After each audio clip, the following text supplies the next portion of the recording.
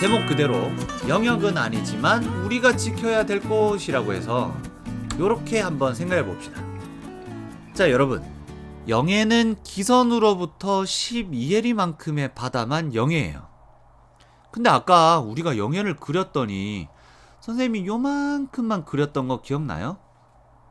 요만큼. 물론 서해와 남해는 조금 많았지만 보통 요만큼 밖에 바다가 안 됐어요. 그쵸? 아니, 바다가 이렇게 넓은데 바다 요만큼 밖에 안 줬어요. 그럼 여러분, 이 영해보다도 더 멀리 떨어져 있는 이런 공간들, 이 바다는 누구 거일까요? 네, 맞습니다. 이 바다들은 주인이 없습니다. 그래서 우리는 이렇게 주인이 없는 바다를 공해, 공공의 바다라고 해서 공해라고 부릅니다. 그래서 이곳은 누구의 소유도 아닙니다. 그러니까 누구의 소유도 아니란 얘기는 누구의 영해도 아닙니다. 그럼 여러분, 공해니까 아무나 들어갈 수 있을까요? 그렇죠. 아무나 들어갈 수 있습니다. 자, 그래서 공공의 바다, 누구의 소유도 아닌 이곳, 왜 이렇게 넓은 바다를 분배하지 않느냐? 왜 이렇게 넓은 바다를 좀 냅뒀어? 뭐하러? 분배를 해가지고 거기에 있는 물고기도 잡고, 그리고 거기에 있는 자원도 캐고, 이러면 얼마나 좋아요. 이 넓은 바다 왜 냅두냐고. 왜 분배하지 않느냐? 바로 이 이유 때문입니다. 만약에 요만큼만 영해를 정하지 않고 이만큼을 다 영해로 정해서 전 세계에 있는 모든 바다가 네 거, 내 거로 다 구분되어 있다면, 여러분, 배가 이동을 할 때 반드시 어떻게 해야 될까요? 우리나라 바다 안에서야 문제가 없지만 이 배는 엄청난 화물을 싣고 다니는 배들이 많잖아요. 무역을 할 때.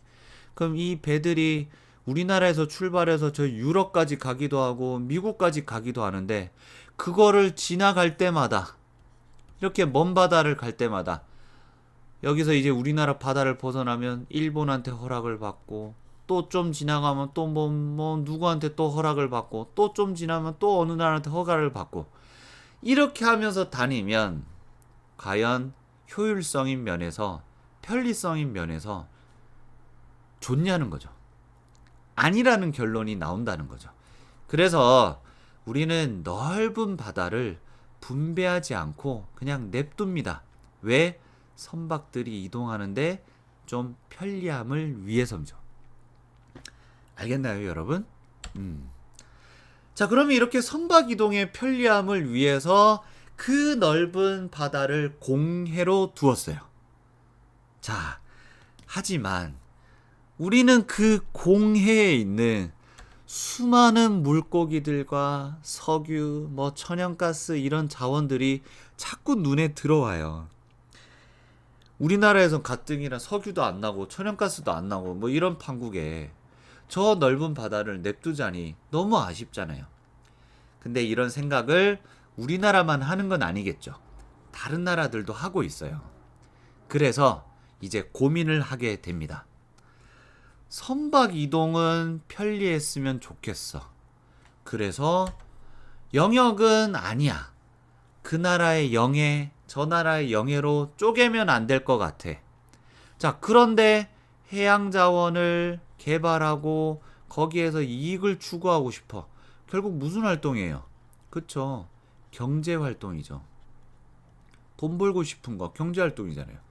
그래서 이렇게 경제 활동은 추구하고 싶어. 그러면 경제권은 인정이 될 수 있도록. 다시 얘기해서 영역은 아니란 이야기는 주권은 갖지 않아요. 그쵸? 그럼 주권을 갖지 않는다는 말은 아무나 들어오고 아무나 지나다녀도 돼요. 자, 하지만 그곳에 있는 천연 자원이나 물고기 같은 것들은 나만 좀 어떻게 개발하고 갖고 싶어. 그래서 경제권만큼은 내가 가지겠어. 그러니까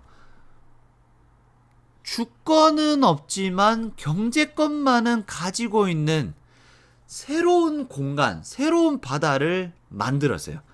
그걸 우리는 뭐라고 부르냐면 바로 배타적 경제 수역이라고 부릅니다. 선생님 말 이해가 되나요, 여러분? 이 배타적 경제 수역은 위에 나와 있는 것처럼 우리나라의 영역은 아닙니다. 따라서 뭐가 없느냐? 주권은 갖고 있지 않습니다. 그래서 이 공간에 외국인이 지나다니는 것, 선박이 이동하는 건 상관없습니다. 하지만 경제 수역이죠. 경제권을 가지는 바다라는 뜻이죠. 자, 근데 이때 배타적이란 말은 뭐냐면 나만 되고 너는 안 돼 라는 뜻을 갖고 있어요. 그러니까 배타적 경제 수역은 나만 된다. 뭐가? 경제권이. 그러니까 나만 경제권을 가지고 있는 바다. 이게 바로 배타적 경제 수역. 영어로는 EEG라고 부릅니다. 자, 그래서 제목이 바뀌었죠. 영역은 아니지만 우리가 지켜야 될 곳. 배타적 경제 수역. 자, 근데 이 배타적 경제 수역도 결국 바다니까 아까 영해를 잴 때 필요했던 뭐? 기준선, 기선이 필요하겠죠. 이 배타적 경제 수역도 기선이 필요할 텐데 근데 영해를 잴 때와 배타적 경제 수역을 잴 때 기선을 따로 쓰기에는 귀찮아서 영해처럼 영해를 잴 때 사용했던 기선을 우린 배타적 경제 수역을 사용할 때도 똑같이 이거를 사용하게 됩니다. 자, 여기에 있는 이 선을 영해를 측정하는 데 기준이 됐던 기선이라고 해봅시다. 그러면 영해는 이 선으로부터 12LE만큼의 바다가 영해가 됐었죠. 기억하시죠? 자, 그럼 이만큼이 영해라면 그럼 배타적 경제 수역은 어떻게 측정하느냐? 영해를 측정했던 기선으로부터 몇 해리를 가냐면 쭉 가서 어이구 선이 또 끊어지네요. 200캐리만큼의 바다를 재게 됩니다. 여기까지가 바로 배타적 경제 수역인데 이 200캐리의 바다 중에서 영해를 제외한 요만큼의 바다가 바로 배타적 경제 수역이 됩니다. 자, 그럼 말로 다시 한번 풀어볼게요. 자, 영해를 측정하기 위해 사용한 기선으로부터 200캐리의 만큼 바다 중에서 영해를 제외한 바다를 우리는 배타적 경제 수역이라고 부릅니다. 자, 그럼 우리 이 배타적 경제 수역에서 우리가 갖는 권리는 뭐냐? 말 그대로 그거였죠. 배타적, 나만 된다. 넌 안 돼. 나만 되는 경제권을 가지는 바다였죠. 그럼 결국 무슨 권? 경제권을 가지고 있다는 뜻이겠죠. 그래서 우리가 가지는 권리들은 이러한 권리들이 있습니다. 수산자원, 광물자원, 에너지자원 등을 탐사하고 개발하고 인공섬을 만들거나 시설물을 설치할 수가 있습니다. 그 다음 해양 환경을 지키기 위한 권한이 있습니다. 자, 물론 여기에서 인공섬을 만들어도 이건 영토는 되지 않습니다, 여러분. 오해 없길 바라고. 자, 그러면은 이 배타적 경제 수역에서 우리만 이러한 경제권을 가지고 다른 나라는 우리나라의 배타적 경제 수역에서 이 세 가지 활동들을 해서는 안 됩니다. 하지만 뭐는 된다? 다른 나라가 우리나라의 배타적 경제 수역을 지나가는 건 됩니다. 허락 없이. 왜냐하면 우리나라는 이 배타적 경제 수역에서 영역은 아니고 경제권만 가지기 때문에 지나가는 건 가능합니다. 알겠죠, 여러분? 다시 한번 얘기해 볼게요. 자, 우리나라에 배타적 경제 수역이 있습니다. 그러면 우리나라의 그 배타적 경제 수역에 우리나라는 뭐만 가지냐면 우리나라는 주권은 없어요. 근데 뭐만 있느냐? 경제권만 있어요. 그렇기 때문에 외국의 배들이 우리나라에 허가 없이 지나다니는 건 돼요. 하지만 외국의 배가 우리나라의 배타적 경제 수역에 들어와서 물고기를 잡거나 지하 자원을 캐내는 이러한 경제 활동을 하는 건 안 돼요. 왜? 경제권은 우리에게만 있기 때문입니다. 알겠죠, 여러분? 자, 그런데 우리나라 같은 경우에는 동쪽에 일본이 있고 서쪽에 중국이 있어서 요 사이에 껴있다 보니까 바다가 그렇게 넓지 않아요. 그래서 배타적 경제 수역을 정하면서 200캐리씩이나 뻗어나가면 중국과 일본, 우리나라가 배타적 경제 수역이 이만큼씩이 겹치게 됩니다. 그래서 우리는 이 겹치는 배타적 경제 수역을 어업협정을 통해서 공동의 배타적 경제 수역으로 정하게 됩니다. 그래서 중국과 겹치는 배타적 경제 수역을 우리는 한중잠적 조치 수역이라 부르고, 일본과 겹치는 배타적 경제 수역을 한일 중간 수역이라고 부르게 됩니다. 그럼 이 겹치는 이 공동의 배타적 경제 수역에서는 누가 경제권을 가지느냐? 한국과 중국이 모두 갖고요. 이쪽 한일 중간 수역에서는 한국과 일본이 모두 경제권을 가지게 됩니다. 그러니까 결국 공동의 배타적 경제 수역이다 라고 생각하시면 됩니다. 자, 여기까지가 우리가 살펴봐야 됐던 영역 그리고 배타적 경제 수역에 대한 이야기였습니다, 여러분. 이 내용은 고등학교까지도 이어지니까 여러분 꼭 잘 기억해놨다가 나중에 잘 써먹을 수 있으면 좋겠습니다. 그리고 우리나라의 영역이라는 건 여러분이 주인의식을 가져야 되기 때문에 꼭 알아두는 게 필요할 것 같습니다. 자, 그리고 그 다음 내용은 독도는 우리 땅이라는 내용인데요. 저는 개인적으로 이 내용이 이렇게 교과서에 나온다는 게 참 이해가 되지 않습니다. 왜냐하면 이건 이런 질문 때문입니다, 여러분. 자꾸 주변에, 우리나라 주변에 있는 어떤 그 나라가 자꾸 왜 독도는 니네 땅이냐고 우기냐, 독도는 자기 땅이라 라고 주장을 하다 보니 자꾸 분쟁이 생기고 논란거리가 일어나서 정부와 교육청에서 안 되겠다, 학교에서 학생들에게 독도는 우리 땅임을 가르쳐야 되겠다 라고 해서 이 내용이 들어온 거예요. 여러분, 제가 학생 때는 이런 거 배우지 않았어요, 여러분. 그래서 저는 참 이 내용을 가르치기 싫지만 그래도 한번 해보겠습니다. 우선 먼저 여러분, 누군가가 여러분에게 독도는 왜 너희 땅이냐고 물어본다면 뭐라고 답하겠습니까? 물론 오늘 배울 내용들을 가지고 답을 하시겠죠.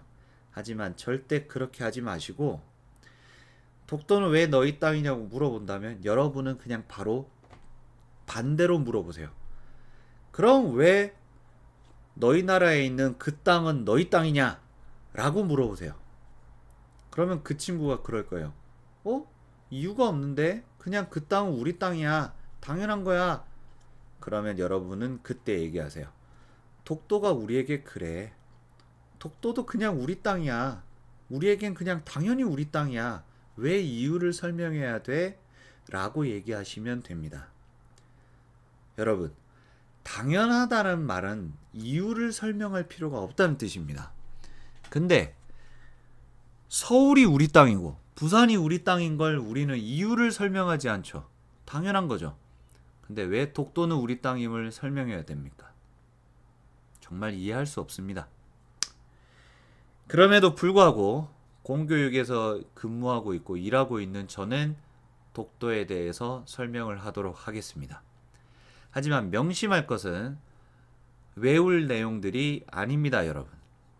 암기하려고 노력하지 마세요. 앞으로 공교육에서 몇 년간 더 다니시다 보면 고등학교를 졸업하는 그날까지 적어도 4번, 5번은 더 듣게 될 겁니다. 편안한 마음으로 내용을 보시면 되겠습니다. 자, 독도의 지리적 특징. 독도는 우리나라에서 가장 동쪽 끝에 있습니다. 여러분 근데 이거는 아셔야 돼요. 왜냐면 이건 독도에 대한 이야기라기보단 우리나라의 영토에 대한 이야기라고 접근할 수 있기 때문이에요. 우리나라 영토 중에서 가장 동쪽 끝에 있는 건 독도입니다. 자, 그 다음 얘네는 바다 밑에서 화산 폭발로 인해서 생겨난 화산섬입니다. 그리고 사진에서 보는 것처럼 크게 동도와 서도라는 큰 섬 두 개와 여러 개의 작은 섬들로 이루어져 있습니다. 그리고 독도 주변에는 따뜻한 바닷물이 흐른대요. 그게 난류라고 하고, 그래서 다른 지역보다 상대적으로 조금 더 따뜻하다고 합니다. 자, 이게 독도의 지리적 특징이었고, 독도의 가치는 이러한 가치들이 있습니다, 여러분. 제가 뭐 일일이 다 설명하진 않겠지만, 독도 주변 바다는 우리나라 영해. 그랬죠, 여러분. 독도는 최저 조위선으로부터 12해리만큼의 요 바다는 우리나라 영해입니다. 물론 이 영해 바깥으로 바로 나가면 이곳은 한일 중간 수역에 들어가 있겠지만 어쨌건 독도 주변 12해리만큼의 바다는 우리나라 영해입니다, 여러분. 영해. 이거 잊지 마세요. 그 다음 독도 주변은 난류와 한류가 만나서 물고기 자원들이 많대요. 그리고 독도 주변 바다 밑에 미래의 에너지 자원으로 주목받고 있는 메탄 하이드레이트가 매장되어 있다고 합니다. 아이고, 이런 건 무슨 시험 문제 내고 서술형 내고 이렇게 많이들 하시는데 이건 뭐 큰 의미도 없습니다. 그냥 이런 것들이 있습니다. 자, 그 다음에 독도는 우리나라에서 천연보호구역으로 지정될 정도로 생태계가 잘 보존되어 있고 우리가 지켜야 될 값어치가 있는 동네라고 합니다. 여기까지가 독도에 대한 내용이었습니다. 너무 간단하게 그리고 대충 살펴본 것 같지만 여러분, 이게 독도의 핵심입니다. 저는 지금도 그렇게 생각합니다. 이 내용 외울 필요도 없고 암기하려고 노력도 하지 마세요. 그냥 독도는 우리 땅입니다, 여러분. 당연한 거고요. 아무튼 그렇습니다. 자, 긴 시간 동안 정말 고생 많았습니다, 여러분. 오늘 내용도 쉽지 않았을 텐데 긴 시간 동안 고생하셨고 저는 또 다음 수업 영상을 가지고 여러분들을 만나려고 합니다. 그럼 다음 시간까지 안녕.